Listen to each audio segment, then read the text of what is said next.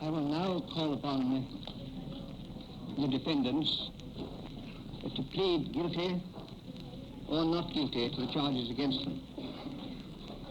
Hermann Wilhelm Göring. Bekenne mich im Sinne der Anklage nicht schuldig. Rudolf Hess.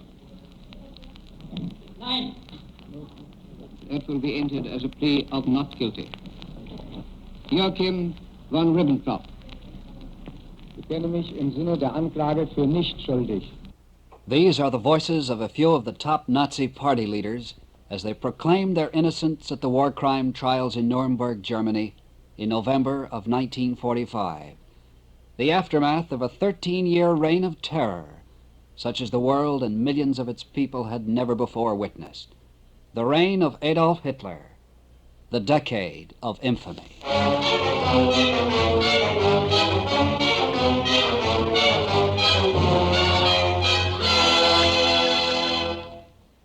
The KLH Research and Development Corporation of Cambridge, Massachusetts, makers of loudspeaker systems for music reproduction in the home, bring you this evening the program Hitler, the Decade of Infamy.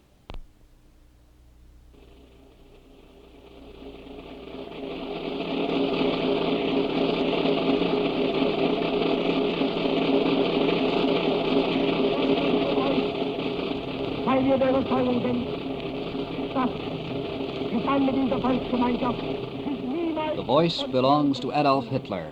The place is Rome. The war not yet begun. In dieser Stunde, dass das Volk erfüllt, dessen wollen wir nun laut gedenken. Unsere teure Heimat, unser teures deutsches Reich, Sieg ein!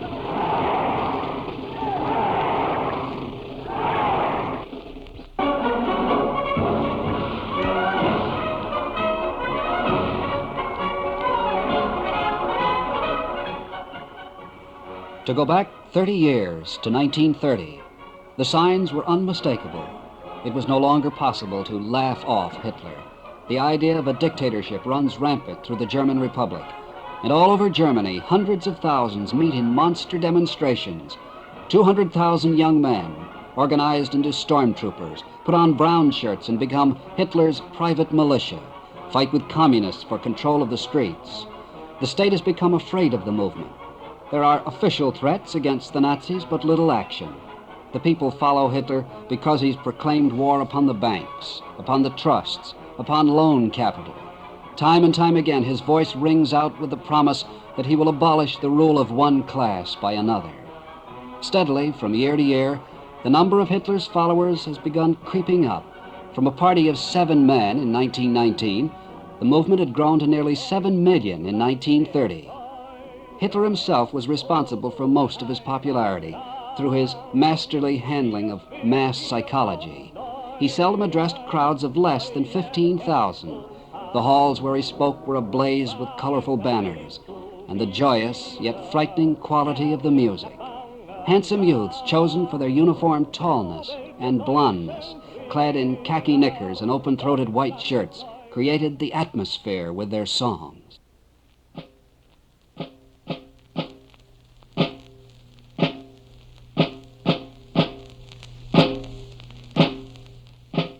Everywhere there were banners. Everywhere there were salutes. The artist and showman that were a part of Hitler grasped one truth, that men marched to music and to floating flags. The black, white, scarlet flag of the Nazis was one of the most effective ever designed. Its colors were those of the old Imperial German banner. Hitler had explained that the scarlet background was for the social character of the party, the white for the nation, and the black hooked cross, like the Indian swastika, was an ancient Germanic symbol which represented the Aryan or anti-Semitic nature of the movement. Hitler's public appearances created a state of mass hypnosis among his followers, and the music was a part of the spell.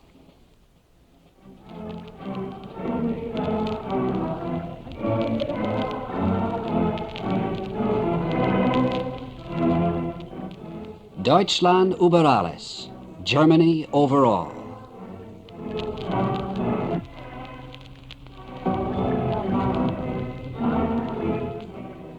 Great times breed great leaders, but do they?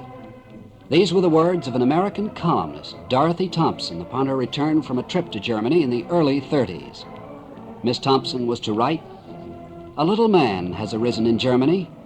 He has no weapons to speak of, a few pistols, some of them charged with water or caps, a few rifles, some brass knuckles, some dagger rings, some rusty steel helmets, and for uniforms, brown shirts, and their songs such as Die Fahne hoch."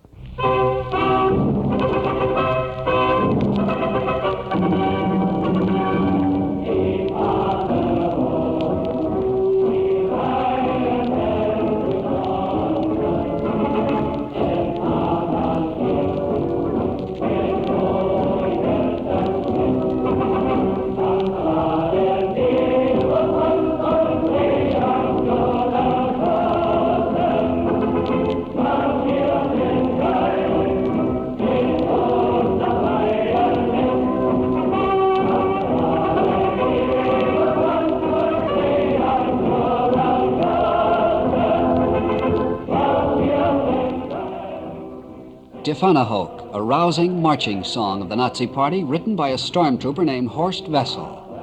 Historians tell us that propaganda minister Joseph Goebbels had been looking for a poet, a musician, to provide a revolutionary song. Horst Wessel was a leader of the SA in his neighborhood, and before his murder at the hands of a communist street gang, he was skillfully built up by Goebbels into the prototype of the martyred Nazi idealist, whose verses provided the SA with their marching song, the famous Die Fahne hoch, Raise the Banner.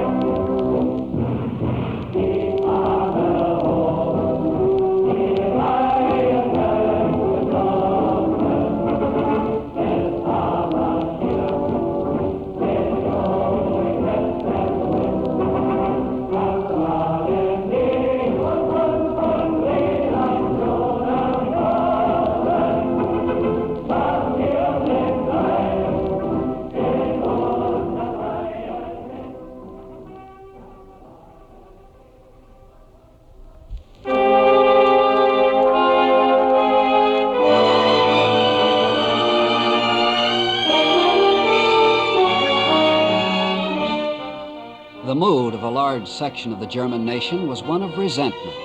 Hitler, with an almost inexhaustible fund of resentment in his own character, offered them a series of objects on which to lavish all the blame for their misfortunes. It was the Allies, especially the French, who were to blame, with their determination to enslave the German people. The Republic, with its corrupt and self-seeking politicians, the money barons, the bosses of big business, the speculators and the monopolists, the Reds and the Marxists who fostered class hatred and kept the nation divided, and above all, the Jews who fattened and grew rich on the degradation and weakness of the German people. In speaking of the Nazi movement as a party, there's danger of mistaking its true character.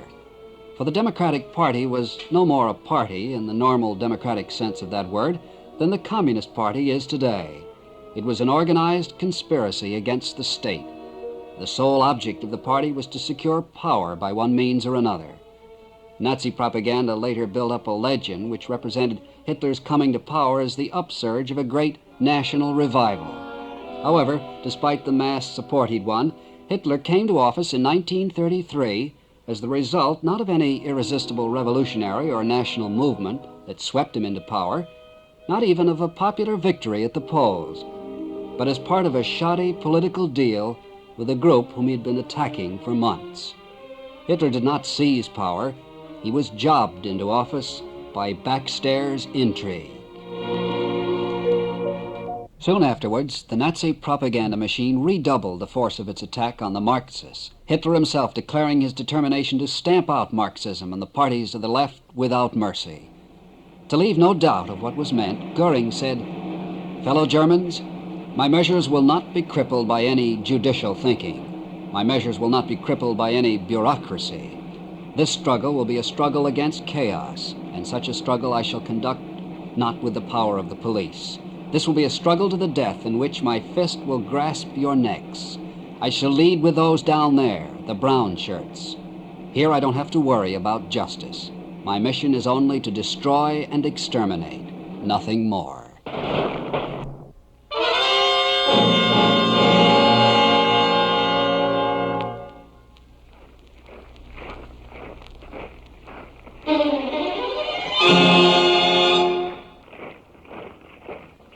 Violence was the most obvious expression of the Hitler regime. It had been common enough in Germany for many months before 1933, but the violence of the period between the Great Reichstag fire and the end of the year was on a different scale from anything that had happened before. The government itself deliberately employed violence and intimidation as a method of governing, using such agencies as the Gestapo and the concentration camps, opened at Oranienburg, Dachau, and other places. At the same time, the open contempt for justice and order shown by the state encouraged the impulses of cruelty, envy, and revenge. Men were arrested, beaten, and murdered, in many cases, only to satisfy a taste for sadism. Yet violence, if it repelled, also attracted many, especially among the younger generation. Hitler recognized this mood when he told the German people to hold up their heads and rediscover their old pride and self-confidence. Germany, united and strong, would end the crippling divisions which had held her back and recover the place that was due her in the military. Hitler succeeded in releasing pent-up emotions in the nation and recreating a belief in the future of the German people.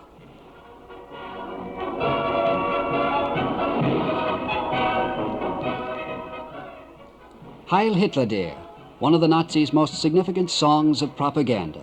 It glorified the Führer and the Nazi Party and spread hatred against all those opposed to the new order.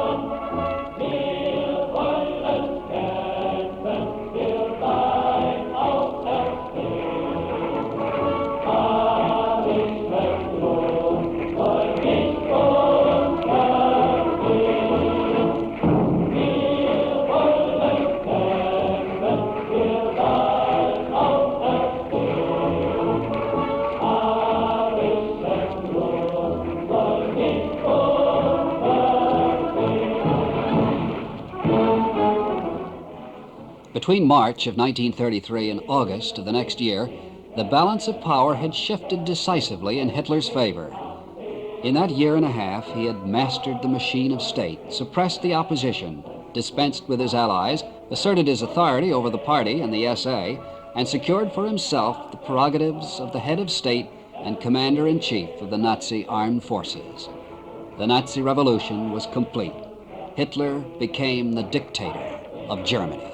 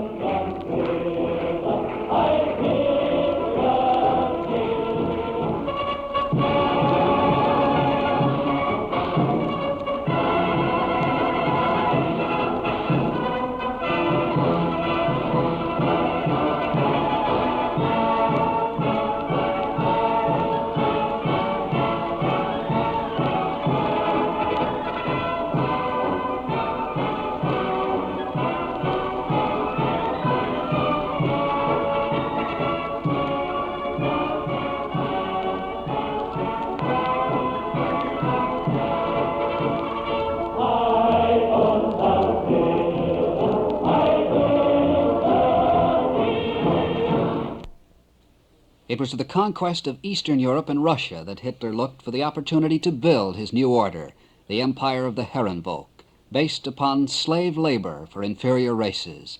It had all been printed in Mein Kampf, but most of the world turned deaf eyes on his blueprint for world supremacy. Hitler's experimental field lay in the East. Such a plan involved the movement of populations, the deliberate depression of whole races to a lower standard of life and civilization, the denial of any chance of education or medical facilities, and in the case of the Jews, their systematic extermination. Throughout the middle 30s, Hitler watched and waited. In September of 1936, he felt circumstances were favorable for creating a closer relationship between Germany and Italy, and in November of that year, Benito Mussolini spoke of an agreement between the two countries, and for the first time used the famous simile of the axis, to use his words, round which all those European states which are animated by a desire for collaboration and peace may work together. The following year, Hitler went to Rome. Weil wir der Überzeugung sind, dass die Feinde dieser Volksgemeinschaft sich niemals und nirgends lösen. Das, was ihr denkt, in dieser Stunde, das, was euch erfüllt, dessen wollen wir nun laut gedenken. Unsere teure Heimat, unser teures deutsches Reich, sieg heil!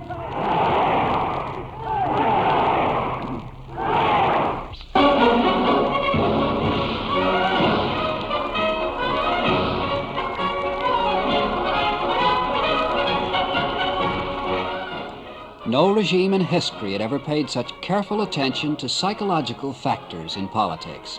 Hitler was a master of mass emotion. To attend one of his meetings was to go through an emotional experience. Every device for heightening the emotional intensity, every trick of theater was used. The Nuremberg rallies held every year were masterpieces of theatrical art. To see the films of the Nuremberg rallies even today is to be recaptured by the hypnotic effect of thousands of men marching in perfect order, the music of the massed bands, the forests of standards and flags, the vast perspectives of the stadium, the smoking torches, the dome of searchlights. The sense of power, force, and unity was irresistible, and all converged with a mounting crescendo of excitement on the supreme moment when the Führer himself made his entry. Deutschland, du Land der Treue, o du mein Heimatland, dir schwören wir aufs Neue, Treue mit Herz und Hand. Strahlend erstehst du wieder, herrlich nach langer Nacht. Jubelt ihr deutschen Brüder, Deutschland ist neu erwacht. Kreuzfahnen, schwarz, weiß und rot, grüßen und mahnen, seid getreu bis zum Tod. Deutsche seid Brüder, reicht euch die Hand, heil unserem Führer, heil dem Vaterland.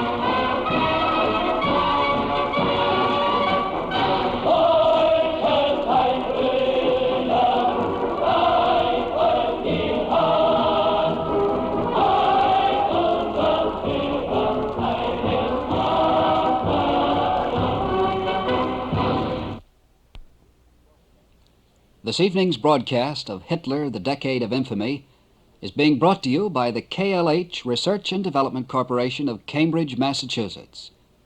As scientists and technicians, our goal at KLH is to produce the finest possible loudspeaker systems for music reproduction in the home. We can't control how these speaker systems are used, the music that's played or the words that are spoken through them, and this is as it should be. But we're grateful for the opportunity to bring you this program to remind us of the power for evil as well as for good that lies even in music, to say nothing of the spoken word, and to remind us of the terrible things that can happen when citizens anywhere in the world surrender or deny their responsibility for the welfare of their fellow men.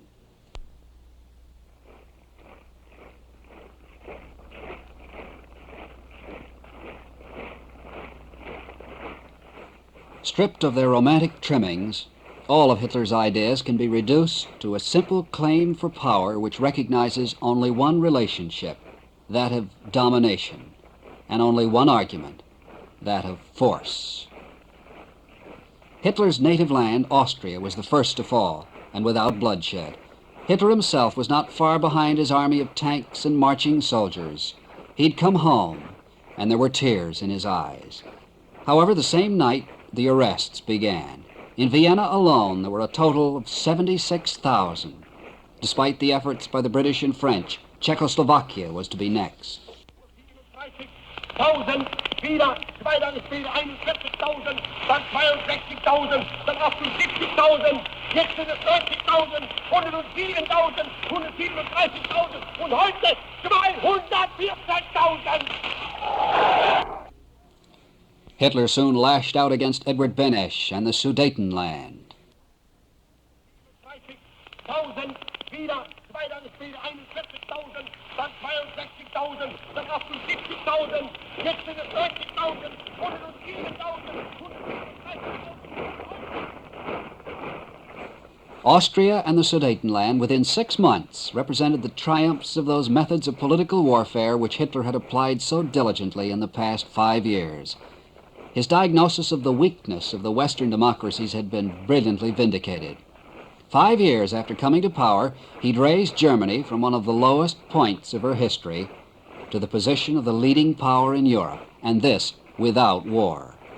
Today, Germany, tomorrow the world, were the words taught the German people, including the children.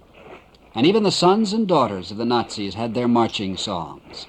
Here, children in a Berlin school sing of youth on the march.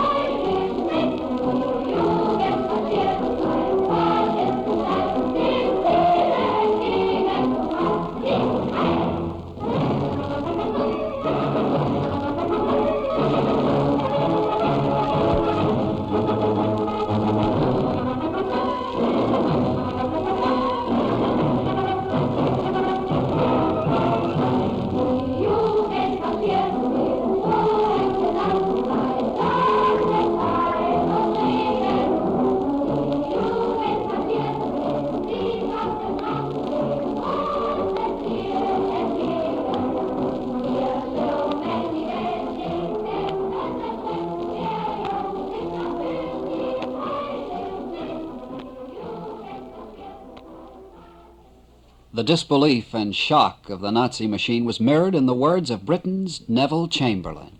How horrible, fantastic, incredible it is that we should be digging trenches and trying on gas masks here because of a quarrel in a faraway country between people of whom we know nothing. The only battle the Nazis had lost took place 3,500 miles away in a prizefight ring in New York City. 15 rounds for the world's heavyweight championship. Weighing 193, wearing purple trunks, outstanding contender for heavyweight honors, the former heavyweight title holder, Max Schmeling. Right and left to the head, a left to the jaw, a right to the head, and Donovan is watching carefully. Lewis measures him, right to the body, a left hook to the jaw, and Schmeling is down. The count is 5, 6, 7, 8. The men are in the ring. The fight is over on a technical knockout. Max Schmeling is beaten in 1 round. The time, 2 minutes, 4 seconds, first round. Referee stops it. The winner and still champion, Joe Lewis.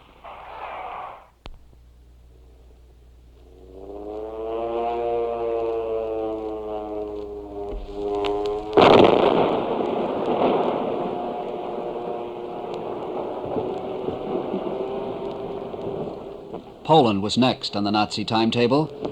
Despite the utmost bravery, the Polish forces were overwhelmed by the speed and impetus of the German armored and motorized divisions, supported by an air force which had swept all opposition out of the skies in the first 2 or 3 days. By the end of the second week, as a stunned world looked on helplessly, the Polish army ceased to exist as an organized force. The Low Countries capitulated soon after. The German army, which invaded the Low Countries and France, consisted of 89 divisions, with 47 held in reserve. It included the formidable weapon of 10 panzer divisions, with 3,000 armored vehicles, 1,000 of which were heavy tanks. Since the beginning of the Norwegian campaign, northeast of Paris, the exact location of another armistice in 1918, when Germany capitulated. The old restaurant car in which the negotiations had taken place was brought from its Paris museum and set up on the identical spot it had occupied in 1918. After Hitler received the French delegates, he strode back down the avenue of trees to the waiting cars, to the accompaniment of a German band playing the German national anthem, Deutschland über alles. Hitler had kept his promise. The humiliation of 1918 was avenged.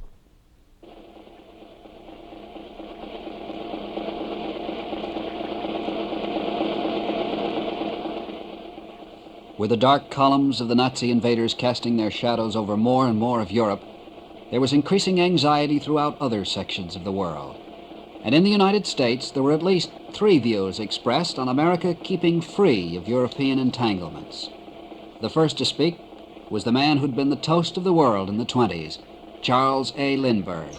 Lindbergh, who, like Wheeler, Nye, Fish, and the others, fought the administration's attempt to repeal the Embargo Act. These wars in Europe are not wars in which our civilization is defending itself against some Asiatic intruder. There is no Genghis Khan or Xerxes marching against our Western nations. This is simply one more of those age-old struggles within our own family of nations. If we enter fighting for democracy abroad, we may end by losing it at home. There were others who supported the President and his Secretary of State, Cordell Hull, and one of them was Al Smith.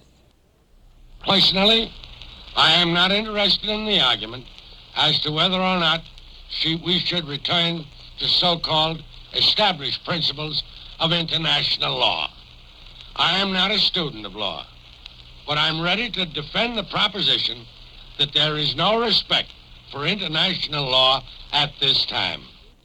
General Hugh Johnson, one of the most powerful lieutenants in the New Deal, now one of its most severe critics, said we were shooting craps with destiny.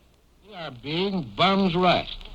toward a fateful choice between immediate involvement in war by our own warlike acts or keeping out of war as long as we can, we are utterly, tragically unready for war or defense today. Many recent acts of ours are acts of war. They are a sort of reckless shooting craps with destiny for the stake of democracy. Back in Europe, there were other voices. Jetzt, in der Stunde ernstester Entscheidung, wiederholen wir es vor Ihnen aus vollem und starkem Herzen. The voice of Hitler's propaganda minister, Joseph Goebbels.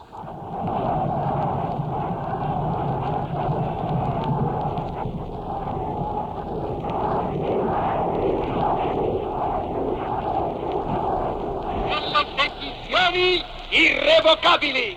La dichiarazione di guerra. And from that country south of Germany, the voice of the other member of the Axis, Benito Mussolini. Italiano. Corri alle armi. E dimostra la tua tenacia.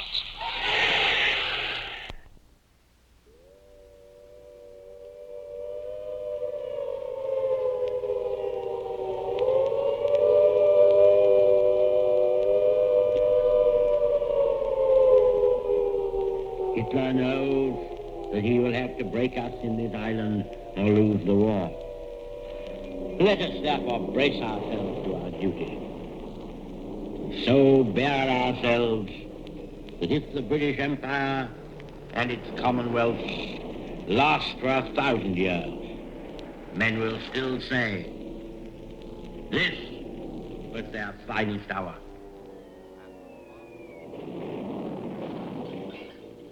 The Battle of Britain was about to begin, and for its inhabitants below, the wave upon wave of the Luftwaffe was to rake the tiny island from dawn to dusk, day in, day out, without end. If ever there'd been any possibility of a negotiated peace between the Allies and a non-Nazi Germany, it had vanished into thin air when the first bombs fell upon Belgium and the Netherlands. The Britain, which had manifested itself under Churchill's inspired leadership, was now engaged in keeping the grip of the enemy from her throat.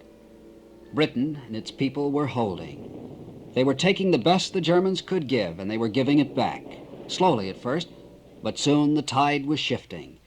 And history was later to record that indeed, this was Britain's finest hour.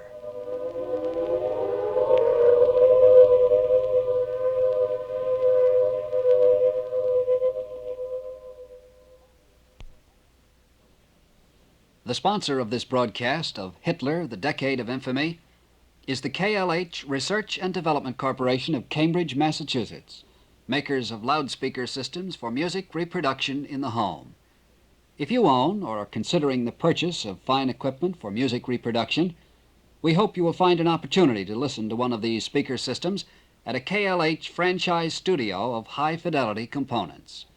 These speaker systems are compact to suit the dimensions of the modern home, and you will find the price surprisingly reasonable for the quality that KLH so carefully builds into each of its loudspeaker systems.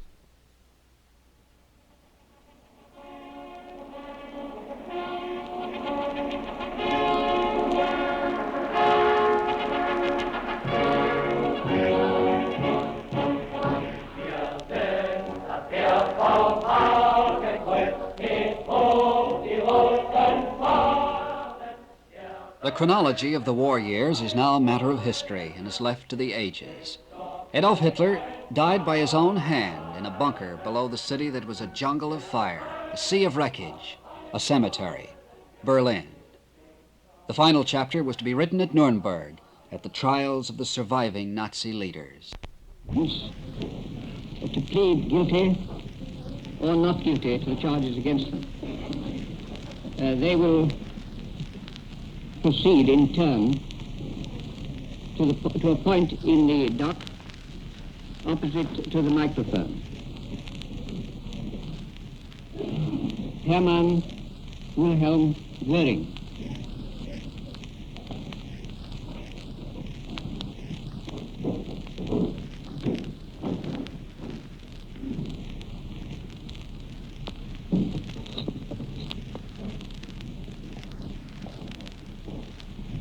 bevor ich die Frage des Gerichtshofes beantworte, ob ich mich schuldig oder nicht schuldig bekenne, I inform the court that defendants were not entitled to make a statement. You must plead guilty or not guilty. But with some inconsequential exceptions, all of the defendants in Nuremberg pleaded that they had followed Hitler because they had no reason to doubt him. He had been so successful. But the very successes they cheered most were usually this man's greatest crimes. Each defendant claimed the propaganda of the day assured them that Hitler was always fighting a defensive war. But these men were not outsiders, nor were they children. They were part of the government. They belonged to the regime.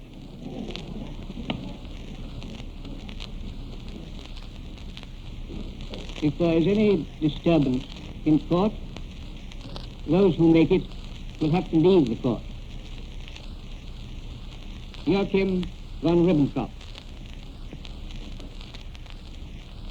Ich kenne mich im Sinne der Anklage für nicht schuldig.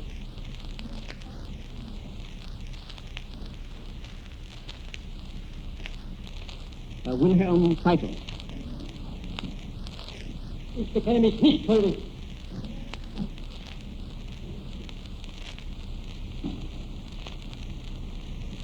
In the absence of Ernst Kaltenbrunner, the trial will proceed against him, but he will have an opportunity of pleading when he is sufficiently well to be brought back into court.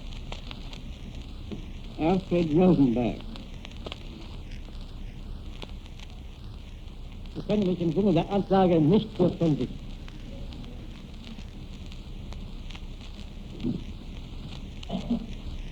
Hans Frank. Ich bekenne mich nicht für schuldig. Wilhelm Frick. Nicht schuldig. Julius Streicher.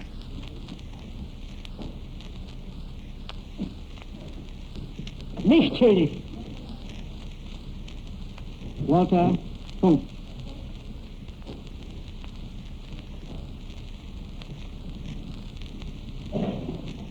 Ich kenne mich nicht als schuldig. Hjalmar Schacht.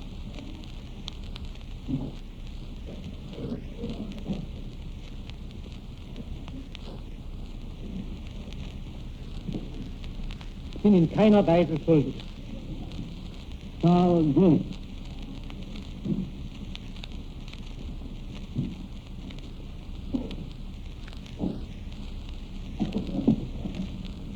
Schuldig. Erich Schröder. Ich bekenne mich nicht schuldig. Barbara von Schirach. Ich bekenne mich im Sinne der Anklage als nicht schuldig. As United States Prosecutor Robert Jackson was to say from the courtroom, if you were to say of these men that they are not guilty, it would be as true to say there has been no war, there are no slain, there have been no crimes. the World Court handed down its sentence, and all but a handful of the defendants were sentenced to death. The executions were covered by Arthur Gaith, who reported, This is Arthur Gaith reporting from Nuremberg for the Combined American Network. I was an eyewitness to the execution of the wilted, spoiled flower of Nazism, but I only saw 10 Nazis die. Wilhelm Hermann Goering, guilty on all 4 counts, the man whom Justice Jackson described as half militarist and half gangster, escaped his fate of hanging by committing suicide at 10:45 last night, less than 3 hours before he would have been executed.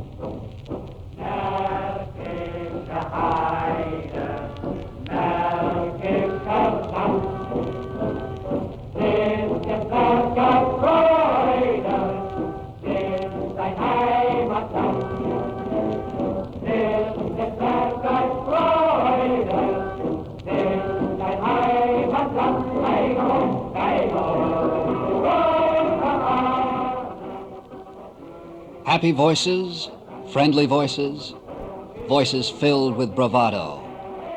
They were all part of that decade of infamy.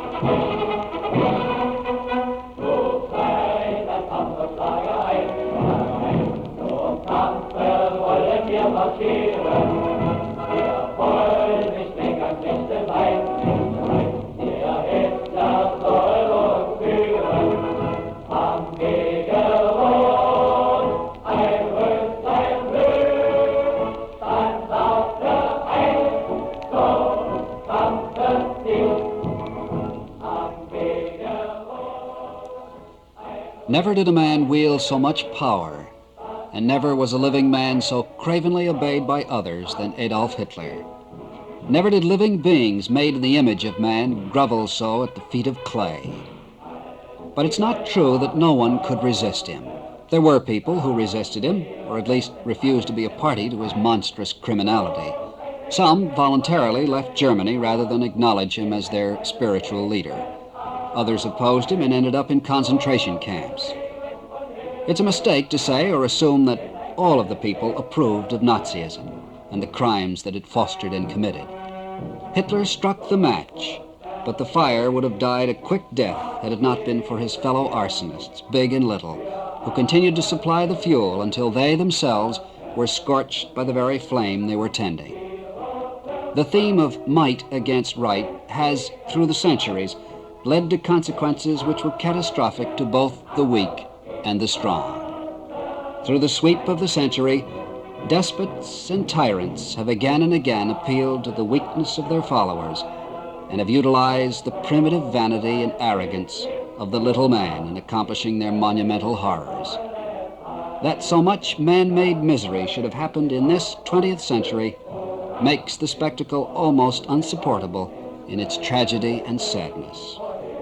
Amid the wreckage of 4 continents, amid the shattered hearts of the world, amid the sufferings of those who've borne the cross of disillusionment and despair, mankind pleads for an understanding, and from it, the perpetual covenant that this shall never happen again.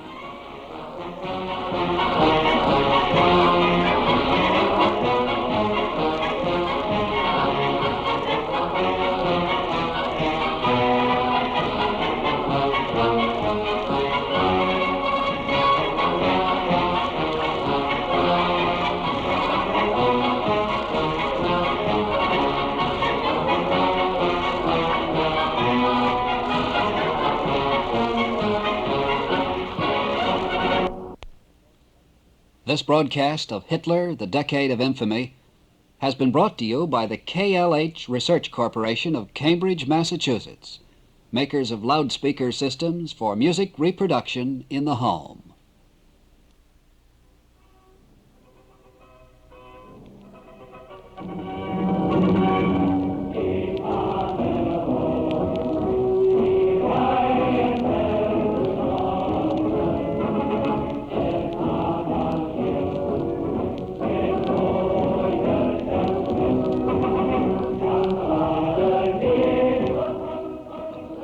Hitler, the Decade of Infamy has been a special Program PM presentation. In the assembling of our material, we are indebted to the Boston Public Library, Capitol Records Company, Audio Rarities Recording Company. Technical supervision, Bob Cully, Les Travers. Editorial assistant, Jane Land. Your narrator has been Bob Nelson. Hitler, the Decade of Infamy was produced by Bill McGowan.